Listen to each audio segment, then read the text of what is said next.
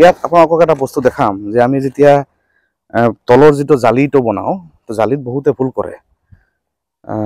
এনেকুৱা কিছুমান ভিডিঅ' মই দেখা পাওঁ যে 10 mm দিব কয়, তাৰপিছত 8 mm দিব কয় জালিত।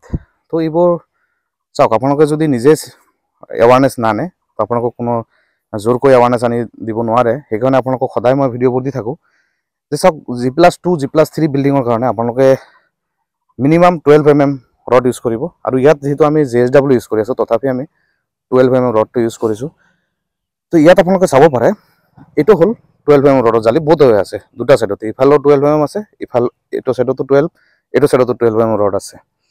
তো ইয়াত আপোনালোকে চাওক, এই পোৰ্চনটো ইয়াত আমি ডাইৰেক্ট এল কৰি দিছোঁ। এইটো দেখা পাইছে নহয়, ডাইৰেক্ট এইটো 90 ডিগ্ৰীত এল কৰি দিয়া হৈছে। ইয়াৰ ৰিজনটো কি? এইটো যেতিয়া জালি এইটো ঢালাই হ'ব মিনিমাম 7 to 8 ইঞ্চ, ইয়াত তলত ঢালি হ'ব, ইয়াত তলত কভাৰিং থাকিব, তাৰ ওপৰত এইটো গৈ কিনে ইয়াত ঢালাই হ'ব।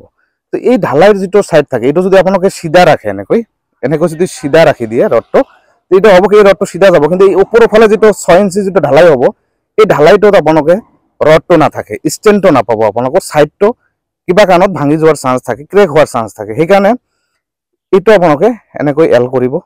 তাৰপিছত আপোনালোকে ফুটিং ঢালাই কৰিব। আপোনালোকৰ যিটো ষ্টেণ্ড 70% পালে হয়, এইটো আপোনালোকৰ 100% পাব। সেইকাৰণে গোটেই জালিখিনি আপোনালোকে দেখিছে, ইয়াতো দেখিছে পুৰা 90 ডিগ্ৰী এল কৰা আছে। যিটো ষ্ট্ৰাকচাৰেল ডিজাইনত থাকিব, আপোনালোকৰ 6 ইঞ্চ হওক, 7 ইঞ্চ হওক, 8 ইঞ্চ হওক, যেনেকৈ দিয়া থাকে, এইটো মতে আপোনালোকে এই হাইটটো কৰিব। এইটো মতে এই হাইটটো কৰিব, নহ'লে বেছি ওপৰত উঠি গ'লে আপোনালোকৰ ঢালাইটো বেছি খাই দিব, ৱেষ্টেজ হ'ব, খৰচ বেছি যাব আপোনালোকৰ। সেইকাৰণে সদায় মই কৈ থাকোঁ, আপোনালোকে ভিডিঅ'বোৰ ভালকৈ চাওক, ভালকৈ বুজক। যদি কিবা ডাউট থাকে আপোনালোকে সুধিব পাৰে ডাইৰেক্টলি, আৰু ভালকৈ বুজাবলৈ ট্ৰাই কৰিম। আপোনালোকৰ কাৰণে ভিডিঅ'বোৰ বনাই থাকোঁ। তো ভিডিঅ'টো ভাল লাগিলে শ্বেয়াৰ কৰিব। Thank you so' much.